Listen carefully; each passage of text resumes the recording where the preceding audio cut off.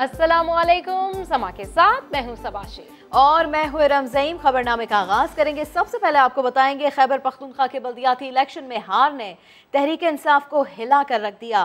पूरी PTI को अब विफाक से चलाया जाएगा। मरकजी और मकामी पार्टी तंजीमों की तहलील के एक रोज बाद नई तंजीम तश्कील दे दी गई। इमरान खान ने असद उमर को तहरीक इंसाफ का सेक्रेटरी जनरल और आमिर कियानी को एडिशनल सेक्रेटरी जनरल मुकर्रर कर दिया।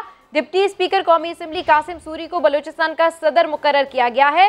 दीगर ओहदों में कौन सा ओहदा किसे मिला, ये देखिए अब्बास शबीर की इस रिपोर्ट में।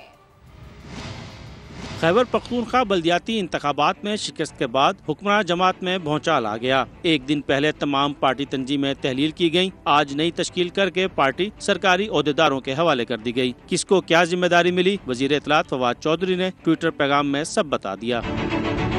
वजीर आजम ने वजीर तरक्की और मनसूबाबंदी असद उमर को तहरीक इंसाफ का सेक्रेटरी जनरल और आमिर कियानी को एडिशनल सेक्रेटरी जनरल मुकर्रर कर दिया। खैबर पख्तूनख्वा का पार्टी सदर परवेज खटक, सिंध का अली जैदी, पंजाब का शफकत महमूद, जनूबी पंजाब के खुसरो बख्तियार और PTI बलूचिस्तान का सदर कासिम सूरी को बनाया गया है। नए पाकिस्तान का नारा लगाने वालों ने पुराने को भी तबाह कर दिया। आवाम इन्हें वोट की ताकत से उठाकर समंदर में फेंक देगी। हमजा शहबाज ने लाहौर से खिताब में कहा, जब तक मुल्क में सिविलियन बालादस्ती नहीं होगी, फैसले पार्लियामान नहीं करेगी। तमाम मसाइल का हल आज़ाद और मुनसिफाना इलेक्शन में है। फ्री एंड फेयर इलेक्शन कराएं। तमाम मसाइल का हल आजादाना मुनसिफाना इंतखाबात में है। जब तक इस मुल्क में सिविलियन बालादस्ती नहीं होगी, पार्लियामेंट इस कौम की तकदीर के फैसले नहीं करेगा, तब तक ये जमहूरियत की गाड़ी आगे नहीं जा सकती। बाकी वज़रा तमाशबीनी करते हैं। कोई कहता है कि महंगाई तो पूरी दुनिया में, हम क्या करें। तो बनी गाला से अपनी अना के पहाड़ को तोड़कर नीचे आकर देखो, अवाम तुम्हारा मुहासबा करने के लिए तैयार है। खिलाड़ी नहीं है, इसने कौम के साथ खिलवाड़ किया है। इमरान नियाजी, जो तुमने इस कौम के साथ घिनौना खेल खेला है झूठे वादों का, ये कौम वोट की ताकत से तुम्हें सजा देगी, कटोरे में लेके आएगी। AP में बल्दियाती इलेक्शनों में ट्रेलर चला है, जब मुनसिफाना इंतखाबात होंगे फिर तुम बनी गाला में नहीं रह सकोगे। ये वोट की ताकत से तुम्हें उठाकर समंदर में फेंक देगी इंशाअल्लाह। नून लीग वाले पॉलिश का सामान लेकर खड़े हैं, कोई बूट आगे नहीं कर रहा। विफाकी वज़ीर इत्तलात फवाद चौधरी का ट्वीट लिखा, जो लोग वतन वापसी के लिए डील का इंतजार करें वो सियासत में हमेशा बोने ही रहेंगे। आप पाकिस्तान का तारीख दौर हैं, हवाओं का रुख अब आपका नहीं। रोशनी हो जाए तो तारीकी खत्म हो जाती है और पाकिस्तान में यही हुआ है। और अब आपको बताएं कि नवाज शरीफ की नफरत में मुल्क को नुकसान पहुंचाया गया। पाकिस्तान में हर वज़ीर आज़म की तस्लील की गई। लीगी रहनुमा साद रफ़ीक का कारकुनान से जोशीला खिताब, कहा, ये कभी नहीं हो सकता कि मार्शल लॉ की हिमायत करें। शफाफ इंतखाबात ही मुल्क की मसाइल का हल है।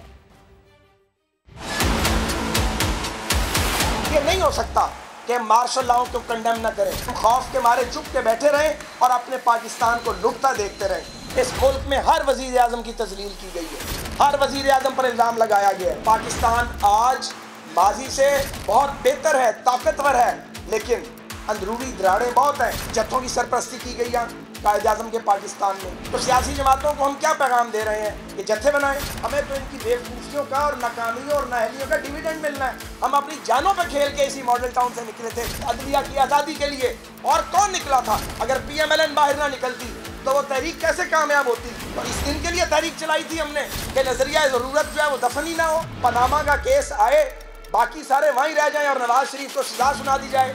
ये कहाँ का इंसाफ है, मुझे बताइए। इस मुल्क में इंसाफ नहीं किया गया, और जब आप इंसाफ नहीं करते तो आप रियासतों के लिए खतरात पैदा करते हैं। आए कारकर्दगी की बुनियाद पर मुकाबला करें, ताने देने की बुनियाद पर एक दूसरे का मुकाबला न करें। नवाज शरीफ के पासपोर्ट में तोसी होगी, न करने देंगे। इमरान खान हुकूमत में रहें या नहीं, NRO नहीं मिलेगा। मुआवने खुसूसी शहबाज गिल का दो टोक पैगाम। चिन्यूट में वर्कर्स कन्वेंशन से खिताब में उनका कहना था कि नवाज शरीफ के तमाम रास्ते बंद हुए तो उन्होंने वापसी के लिए पड़ तोलना शुरू कर दिए हैं। जो पैदाइशी नाअहल हो वो कभी अहल हो ही नहीं सकता।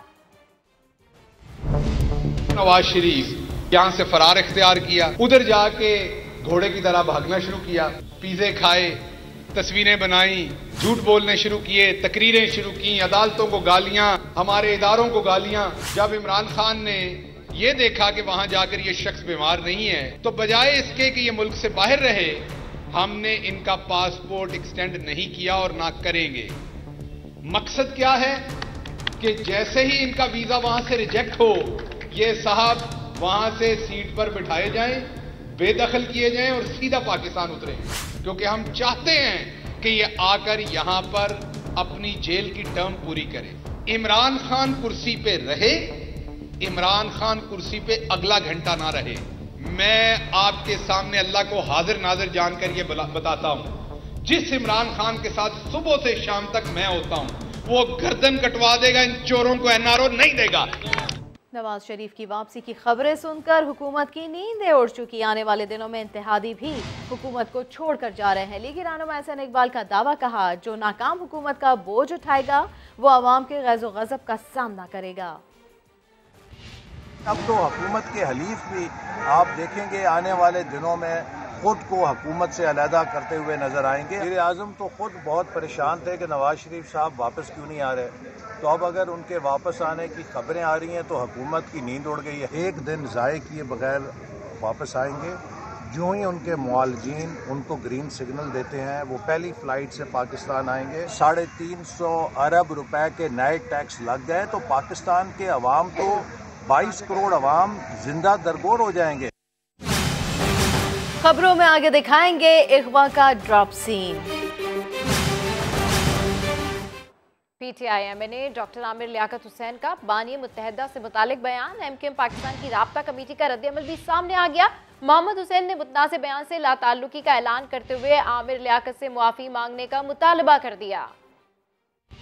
मैं डॉक्टर आमिर लियाकत हुसैन की जो मुतनाज़ा गुफ्तगू थी उसकी मजम्मत भी करता हूँ, उससे लाताल्लुकी का ऐलान भी करता हूँ और उनसे कहता हूँ कि अपनी इस गुफ्तगू से इन नौजवानों ने कराची से माजरत करें और अगर आपको इस किस्म की गुफ्तगू करने का इतना ही शौक है तो कौमी असम्बली का प्लेटफॉर्म आपके पास मौजूद है।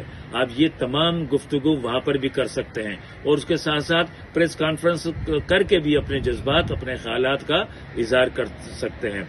अहम खबर आ रही है शुमाली वज़ीरिस्तान के इलाके शेवा में फौजी चौकी पर दहशतगर्दों का हमला, शदीद फायरिंग के तबादले में 32 साला नाइक नूर मरजान शहीद हो गए हैं।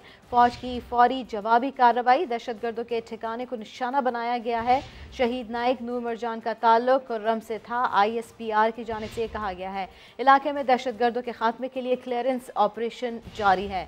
तो शुमाली वज़ीरिस्तान के इलाके शेवा, यहाँ पर फौजी चौकी पर दहशतगर्दों की जानिब से फायरिंग की गई।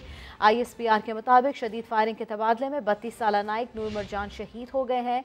फौज की फौरी जवाबी कार्रवाई भी फिर देखने में आई। बात कर लेते हैं उस्मान खान से। उस्मान, आगाह कीजिए। जी बिल्कुल, ISPR की जानिब से बताया गया कबायली जिला शुमाली वज़ीरिस्तान के इलाके शिवा में दहशतगर्दों ने फौजी चौकी पर फायरिंग की है और फौजी दस्तों की जानिब से फौरी जवाबी कार्रवाई की गई और दहशतगर्दों के ठिकानों को निशाना बनाया गया। इस शदीद फायरिंग के तबादले के दौरान नाइक नूर मरजान उम्र 32 साल जो कि करम के रिहायशी थे वो शहीद हो गए हैं और जो सिक्योरिटी फोर्सेज हैं उन्होंने इलाके में किसी भी दहशतगर्द की मौजूदगी को खत्म करने के लिए क्लीनेस ऑपरेशन जो है वो जारी है ताकि दहशतगर्द अगर मौजूद हैं तो उनका खात्मा किया जा सके। बहुत शुक्रिया उस्मान खान आपका। जायदाद का तनाज़ा निपटाने के लिए पाकिस्तान आने वाली पाकिस्तानी निजात अमरीकी खातून वजिया स्वाति के अगवा का ड्रॉप सीन हो गया। साबिक शौहर ने कत्ल करके लाश लकी मरवत में दफन कर दी। पुलिस की हिरासत में मुलजिम ने घिनौने जुर्म का एतराफ़ कर लिया। रावलपिंडी से रिपोर्ट कर रहे हैं सदाकत अली। जायदाद का तनाज़ा हल करने के लिए अमेरिका से पाकिस्तान आने वाली वजिया स्वाति आबाई वतन में जान गंवा बैठी। पाकिस्तानी निजात अमरीकी खातून को उसके साबिक शौहर ने पाकिस्तान पहुंचने के 2 रोज बाद ही कत्ल कर दिया। पुलिस की हिरासत में मुलजिम रिजवान हबीब ने जुर्म का एतराफ़ भी कर लिया। रावलपिंडी में कत्ल होने वाली खातून की लाश लकी मरवत से मिल गई। 16 अक्टूबर को खातून आई थी इंग्लैंड से और इनके शौहर ने इनको रिसीव किया एयरपोर्ट से, घर लेके गए। उसके बाद इनका मर्डर कर दिया गया और साथ में इनको यहाँ से वो KPK लेके चले गए और वहाँ पे उनको बरियल कर दिया। दौरान हिरासत मुलजिम ने ये इतराफ़ भी किया कि लाश ठिकाने लगाने में उसके बाप और नौकर ने भी उसका साथ दिया। केस की तफ्तीश अभी जारी है। इसमें से अभी तक एक मेन जो मुलजिम रिजवान हबीब, उसका वालिद और एक उसके मुलाजिम को गिरफ्तार किया जा चुका है। मजीद तफ्तीश इसमें होनी है और बहुत सारी चीज़ें इसमें आनी है। मकतूला के बेटे ने वालदा के लापता होने पर अगवा की FIR दर्ज कराई थी, जिसकी तफ्तीश के दौरान कत्ल का इंकशाफ हुआ। अमरीकी सफारत खाने ने भी पुलिस के साथ मालूमात का तबादला किया था। कराची के इलाके औरंगी टाउन में 13 साला लड़की को नामालूम मुल्जिमान ने घर में घुसकर कत्ल किया। पुलिस के मुताबिक लड़की को गले में फंदा लगाकर कत्ल किया गया। अब्बासी शहीद अस्पताल में लेडी एमएलओ ना होने के बायस पोस्टमार्टम 4 घंटे ताखीर से हुआ। अहमद रहमान खान की रिपोर्ट। औरंगी टाउन निशाने हैदर चौक के करीब घर से 13 साला अनुषा की लाश मिली। मकतूला अपने 4 बहन भाइयों के साथ घर पर मौजूद थी। अनुषा के छोटे बहन भाइयों के मुताबिक उन्होंने 2 मुल्जिमान को देखा जो बहन का गला दबा रहे थे। छत के ऊपर चढ़ाई से आया था, फिर अंदर गया। तुम लोग वो क्या कर रहा था? गला दबा रहा था। गला दबा रहा था। तुम लोग चिल्लाए नहीं? तुम लोग कोई मार रहा था वो। अनुषा की वालिदा का इंतकाल 3 माह कबल हुआ था। वालिद कारपेंटर है और सुबह 10 बजे काम पर जा चुका था। अब वो मेरे रिश्तेदार है, भांजी है, और जब आया तो देखा उसके गले में दुपट्टा मैंने बांधा हुआ है। ये तो नहीं पता चला कि किसने मारा है। पाकिस्तान बाजार थाना पुलिस के मुताबिक कातिल पैदल फरार हुए हैं, जिससे मालूम होता है कातिल इलाके के ही हैं। अब्बासी शहीद अस्पताल में लेडी एमएलओ की अदम दस्याबी के बायस पोस्टमार्टम 4 घंटे ताखीर से हुआ। पोस्टमार्टम रिपोर्ट में लड़की से ज्यादती के कोई सबूत नहीं मिले हैं। कैमरामैन कासिम रईस के साथ अहमद रहमान खान, समा, कराची। कराची के बाद इस्लामाबाद में भी कोरोना की नई किस्म ओमिक्रॉन का पहला केस रिपोर्ट हो गया। कराची से आने वाले मरीज को करंटीना कर दिया गया। जिला इंतजामिया का कहना है मुतासरा शख्स किस किस से मिला पता लगाया जा रहा है। मरीज की कोई ट्रैवल हिस्ट्री नहीं मिली। कोरोना के खतरनाक तरीन वेरिएंट ओमिक्रॉन का पाकिस्तान में दूसरा केस सामने आ गया। जिला इंतजामिया ने विफाकी दारुल हुकूमत में एक शख्स के वायरस ज़दा होने की तस्दीक कर दी। मरीज को करंटीना कर दिया गया। मुल्क में ओमिक्रॉन का पहला मुसद्दिका केस 13 दिसंबर को कराची में रिपोर्ट हुआ था। डिप्टी कमिश्नर इस्लामाबाद ने ट्विटर पैगाम में बताया कि मुतासरा शख्स की बैरून मुल्क की ट्रैवल हिस्ट्री तो नहीं मिली, अलबत्ता इसने कराची का सफर जरूर किया था। वायरस ज़दा शख्स किस किस से मिला इसकी कॉन्टेक्ट हिस्ट्री में पता चलाया जा रहा है। तेजी से फैलने वाले ओमिक्रॉन का रास्ता रोकने के लिए एनसीओसी ने लाजमी वैक्सीनेशन मुहिम तेज कर रखी है, जबकि 1 जनवरी से बूस्टर डोज लगवाने वालों के लिए उम्र की हद भी 50 साल से कम करके 30 साल कर दी गई है। दुनिया के 95 ममालिक में ओमिक्रॉन के 58,000 से जायद केसेस सामने आ चुके। यूरोप, यूके, डेनमार्क और भारत सबसे ज्यादा मुतासिर हैं। हरी भरी तब्दीली इसी बुलेटिन में।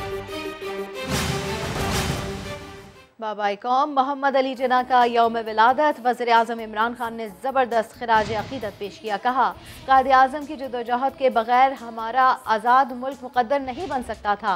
कायदे आज़म का कौम को मुत्तहिद करने का आज़म उनकी साबित कदमी से ही मुमकिन हुआ।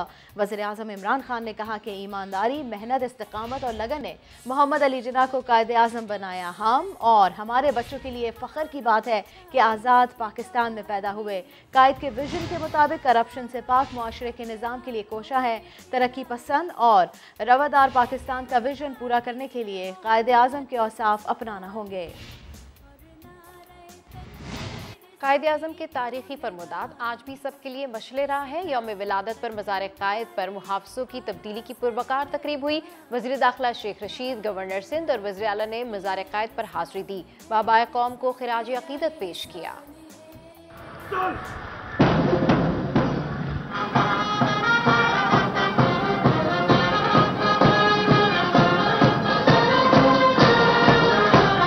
कायदे आज़म मोहम्मद अली जिन्ना के यौम पैदाइश पर कराची में उनके मज़ार पर मुहाफ़िज़ों की तब्दीली की पुरवकार तकरीब। पाकिस्तान मिलिट्री एकेडमी के दस्ते ने बानिए पाकिस्तान को सलामी पेश की और जिम्मेदारियां संभाली।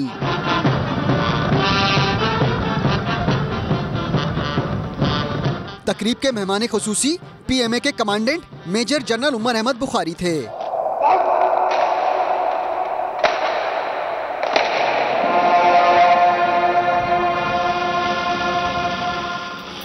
वज़ीर आला, गवर्नर सिंध और दीगर आम शख्सियात ने कायद के मज़ार पर हाजिरी दी। कायदे आज़म के अफकार थे, जैसे मैंने कहा कि उनका था कि ये ऐसा मुल्क है जहाँ पे मुसलमानों को अपनी मसाजिद, क्रिश्चियंस को अपने चर्च, हिंदुओं को अपने मंदिर और सिखों को अपने गुरुद्वारों में जाने की खुली इजाज़त है। वज़ीर दाखिला शेख रशीद अहमद ने कहा कायदे आज़म की कोशिशों से ही आज़ाद वतन नसीब हुआ। जो मुसलमान पे बीत रही है, इसी जगह पर हमने ये अहद करना है कि पाकिस्तान के अक़लियतों को हमने तहफ़्फ़ुज़ देना है, उनको आईनी और कानूनी हक देना है। शेख रशीद का कहना था कि दुश्मनों को पाकिस्तान एक आंख नहीं भाता, लेकिन ये मुल्क इंशाअल्लाह रहती दुनिया तक कायम रहेगा।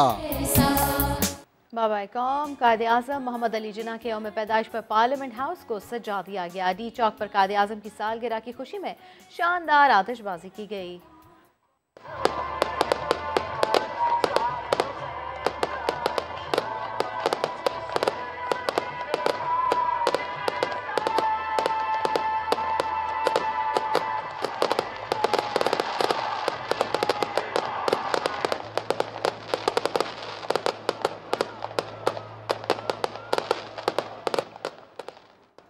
बलूचिस्तान के इलाकों गवादर, कोहलू और वाशिक में कायदे आज़म की यौम पैदाइश के मौके पर तकरीबात मुनक़्क़िद हुई।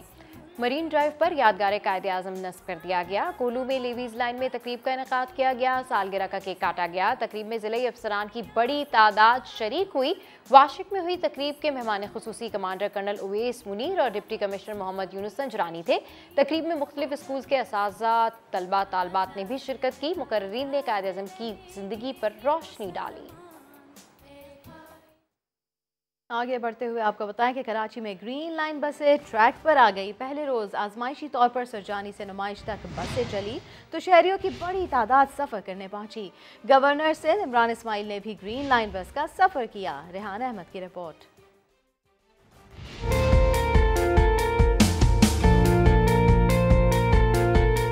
कराची में ग्रीन बसें आजमाइशी बुनियाद पर चलना शुरू हुई तो बेसब्री से इंतजार करते शहरी भी जदीद बस पर सफर के लिए निकल पड़े। ग्रीन लाइन के कुछ स्टेशंस पर शहरियों की कतारें भी देखने को मिली। गवर्नर सिंध इमरान इस्माइल भी ग्रीन लाइन बस पर सफर करने पहुंचे तो अपना और साथियों का टिकट खुद खरीदा और बस पर सफर से लुत्फानंदोज हुए।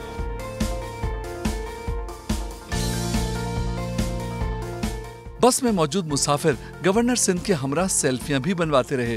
गवर्नर सिंध ने शहरियों से बसों पर सफाई रखने की अपील की। ये गुटखा पान थूकने की जगह नहीं बनाई गई है। आप देख रहे हैं इस फैसिलिटी को, ये यूरोपियन स्टैंडर्ड के ऊपर इसको डिज़ाइन किया गया है। हमारे लोग भी डिजर्व करते हैं कि एक साफ सुथरे माहौल में अच्छी जगह पर रहें। ये बसें आपके लिए हैं। गवर्नर सिंध का कहना था ग्रीन लाइन बसें चलाकर वजीर आजम ने अपना वादा पूरा कर दिया। सिंध हुकूमत से कहा कि इस सेहतमंद मुकाबले का हिस्सा बने। ये एक हेल्दी कंपटीशन का आगाज है और मैं चाहता हूं कि सिंध गवर्नमेंट इसमें बढ़ चढ़ के हिस्सा ले। इस कंपटीशन के अंदर वो वफाक की इस बनाई हुई चीज को बीट करने की कोशिश करें और वफाक उससे बेहतर चीज लाए। वफाकी सेक्रेटरी प्लानिंग अब्दुल अजीज अकीली ने भी दोस्तों के हमरा ग्रीन लाइन बस पर सफर एंजॉय किया। बस पर सफर करने वाले शहरी भी ग्रीन बस सर्विस शुरू होने पर इंतहाई खुश दिखाई दिए।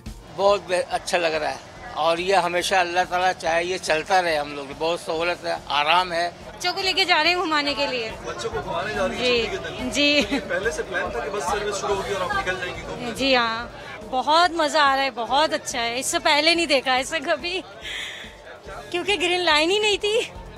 ग्रीन लाइन मंसूबा 10 जनवरी से 80 बसों और 22 स्टेशन के साथ मुकम्मल ऑपरेशनल हो जाएगा।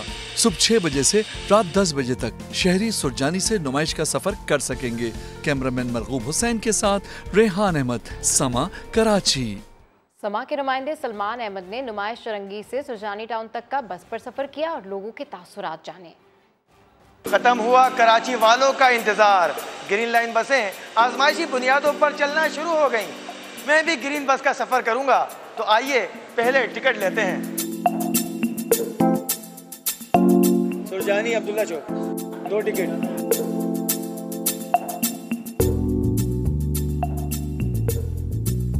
तो जनाब ग्रीन बस रवाना होने को है तैयार। तो चलिए करते हैं नुमाइश से सुरजानी तक जदीद एयर कंडीशन बस में आरामदेह सफर।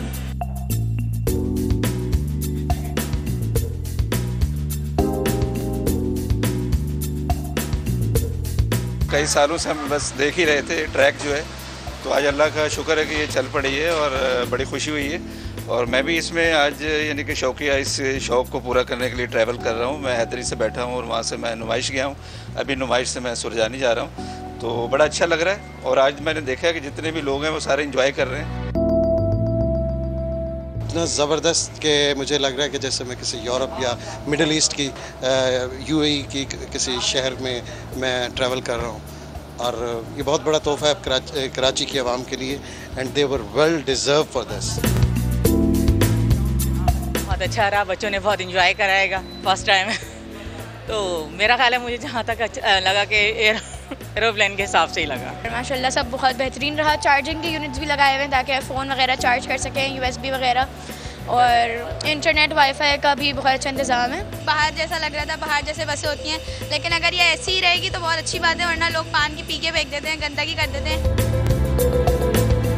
तो जनाब, देखा आपने, सिर्फ 45 मिनट में नुमाइश औरंगी से सुरजानी टाउन के आखिरी स्टॉप अब्दुल्ला चौक तक आरामदेह सफ़र हुआ। मुझे तो बहुत मज़ा आया और शहरियों ने भी अपने पहले सफ़र को खूब इंजॉय किया। कैमरामैन मोहम्मद कामरान के साथ सलमान अहमद, समा, कराची। हथौड़ा नहीं, हाथ ही काफी है। तफसीलात जानिए कुछ ही देर में। मुल्क भर के मसीही अवाम ने क्रिसमस डे कैसे मनाया, देखिए इस रिपोर्ट में। इस्लामाबाद से कराची आने वाली PIA की परवाज क्रिसमस फ्लाइट बन गई, जहां अमले के मसीही इंचार्ज ने सांता क्लॉज बनकर चॉकलेट्स और तहाइफ बांटे। जहाज में बैठे अरकान असेंबली नफीसा शाह, अब्दुल कादिर पटेल और अमीनुल हक ने भी तहाइफ लिए। कादिर पटेल ने कहा वो अभी बच्चे हैं। उधर लाहौर में डबल डेकर बस को खूबसूरती से सजाकर फ्री राइड का तोहफा दिया गया। सियालकोट के अस्पताल में इलाज भी चलता रहा और त्योहार भी। नर्सिंग स्टाफ और अमले में तोहफे बांटे गए। लाहौर में ओल्ड एज होम में बसने वाली मसीही बिरादरी को भी याद रखा गया। पेशावर में गिरजाघरों में मुल्क की सलामती और तरक्की की दुआएं मांगी गई। हर खबर की खोज लगाई इक़्तिदार के ऐवान से गली मोहल्लों के मसलों तक, हर तरफ नजर जमाई, अंदर की बात खोल कर बताई, हर खबर आवाम तक बर वक्त पहुंचाई। सनसनी नहीं, सिर्फ खबर। समा का बढ़ता गया सफर और 14 बरस बीत गए।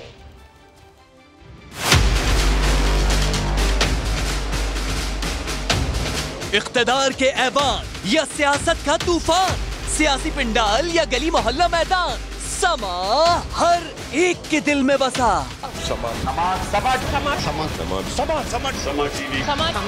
समा टीवी। जो सामने नजर आता है वो अक्सर खबर नहीं होती। समा हकाइक का खोज लगाना खूब जानता है। ऑडियो लीक का बेशतर हिस्सा साबिक चीफ जस्टिस की 2 मुख्तलिफ तकरीर को काट काट कर बनाया गया। साकिब निसार की मुबैना ऑडियो मामले पर समा ने मिसाली तहकीक की। हर जगह समा का समा बन गया। सेनेट मार्का हो या तहरीक आदम एतमाद, समा ने अंदर की खबर आवाम को दी। आजाद कश्मीर इलेक्शन, गिलगित बल्तिस्तान मार्का या बल्दियाती दंगल, खबरें हो या नताइज, समा ने नाजरीन को सबसे पहले बाखबर किया। वही रिवायती झगड़े, वही मारकुटाई, फायरिंग और हंगामा आराई। आवाम के मसाइल या किसी मजलूम की आवाज, अदालत की कोई खबर हो या किसी इजलास की कहानी, कौम सुनती है समा की जबानी। समा चैनल ही चलता है हमारे घर पर। समा चैनल अच्छा है, उसकी खबरों पे एक्शन लिया जाता है। समा जिंदाबाद मेरा फेवरेट है। डंडे बरसाए जाएं, शहादत मिले। समा टीम का हिस्सा तैमूर दुनिया में नहीं रहा या सवाल नागवार गुजरे। अब हमारा और पैक नहीं चल सकता समा के साथ, तो आज से समा के एड्स बिल्कुल बंद है। समा अपनी जिम्मेदारियां निभाना, आवाम तक सच पहुंचाना खूब जानता है। अपनी तजुर्बाकार एनर्जेटिक टीम और जदीद टेक्नोलॉजी की बदौलत समा आवाम का मकबूल तरीन चैनल है।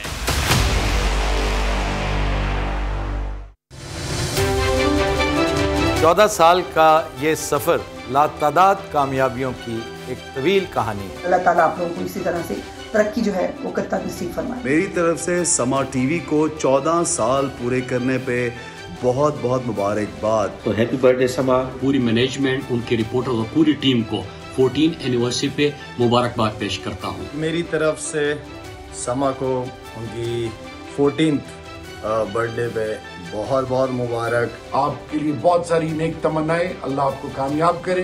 कायद आज़म साहब के अफकार पर उनके फरमुदात पर चलने के लिए ये जो चैनल है अपना किरदार अदा करे। समा टीवी ने हमेशा हक और सच की आवाज़ को बुलंद करने के अंदर हमेशा बड़ा एक अहम किरदार अदा किया है। मैं समझता हूँ कि समा जो है लोगों को हकायक पे मबनी खबरें देता है। दुआ है कि समा चैनल दिन दुगनी और रात चुगनी तरक्की करे। नाम के साथ साथ हक और सच बात कहने में हमेशा आगे रहे। जिस तरह समा ने एक मेयारी रिपोर्टिंग का मेयार बरकरार रखा हुआ है, वो आइंदा आने वाले सालों में भी इसी पे कारबंद रहेंगे। मैंने नहीं देखा कि समा ने कोई बायस रिपोर्टिंग की है, वो इसलिए कि ये फोर्थ पिलर है ऑफ द स्टेज। समा की 14वीं सालगिरह 14वीं के चांद के मानंद है। मैं समा के तमाम कारकुनान को इस मौके पर मुबारकबाद देता हूँ। नासा ने दुनिया की ताकतवर तरीन खलाई दूरबीन कामयाबी से खला में रवाना कर दी। तारीखी लम्हात लाखों लोगों ने अपनी स्क्रीनों पर बराह रास्त देखे। जेम्स वेब स्पेस टेलीस्कोप को रॉकेट के जरिए फ्रेंच गियाना से जमीन से 15 लाख किलोमीटर दूर खला में भेजा गया है। ये खलाई दूरबीन इन सितारों को तलाश करेगी जो 13.5 अरब साल पहले वजूद में आए थे। इसके अलावा जमीन से करोड़ों किलोमीटर दूर सैयारों पर जिंदगी भी तलाश की जाएगी। जेम्स वेब टेलीस्कोप अमरीकी खलाई इदारे नासा, यूरोपीय और कैनेडियन खलाई इदारों का मुश्तरका मंसूबा है जिस पर $10 अरब लागत आई है। पाकिस्तान ने अंडर 19 एशिया कप में भारत को सख्त मुकाबले के बाद 2 विकेटों से शिकस्त दे दी। दुबई में खेले गए मैच में भारतीय टीम 237 रन पर ऑल आउट हो गई। यादेव 50 रन के साथ टॉप स्कोरर रहे। जीशान जमीर ने 5 खिलाड़ियों को आउट किया। हदफ के ताकुब में मोहम्मद शहजाद ने 82 रन बनाए। आखिरी लम्हात में अहमद खान ने 19 गेंदों पर नॉट आउट 29 रन स्कोर किए। आखिरी गेंद पर पाकिस्तान को 2 रन दरकार थे। अहमद खान ने चौका लगाकर जीत ग्रीन शर्ट्स के नाम कर दी। Mohammad Shahzad man of the match करार पाए। बुलेटिन के आखिर में फरा रब्बानी मिलवा रही हैं पाकिस्तान की आयरन लेडी नीलोफर से। औरत नाजुक, कमजोर, छोटे दिल वाली बिल्कुल नहीं जनाब। बटग्राम से इस्लामाबाद आने वाली नीलोफर ने अपने हाथ से 1107 ईंटें तोड़कर इसका अमली सबूत भी दे दिया। नीलोफर का कहना है वो किसी सरपरस्ती या सरकारी ताउन का इंतजार नहीं करती, जब जो करना होता है कर गुजरती हैं। हमने खुद ही अपने ज़हनों में बिठा लिया है कि हम बहुत कमजोर हैं। ऐसा नहीं है, लोगों को दिखाना था कि इंसान बहुत सख्त है, तकलीफ आ जाती है मुकाबला कर सकते हो। नीलोफर को देखने वाले न सिर्फ दंग रह गए बल्कि दाद भी खूब दी। इन जैसे बच्चों की वजह से पूरी दुनिया में पाकिस्तान का एक पॉजिटिव इमेज आएगा। स्पोर्ट्समैन हमेशा मेहनत करता है, ये इनकी मेहनत है। शहरियों ने बहादुर नीलोफर को उन लोगों के लिए भी मिसाल करार दिया जो काम करने के लिए सहारों और मदद के इंतजार में रहते हैं। कैमरामैन फैसल मसूद यूसुफ के साथ फरा रब्बानी, समा, इस्लामाबाद।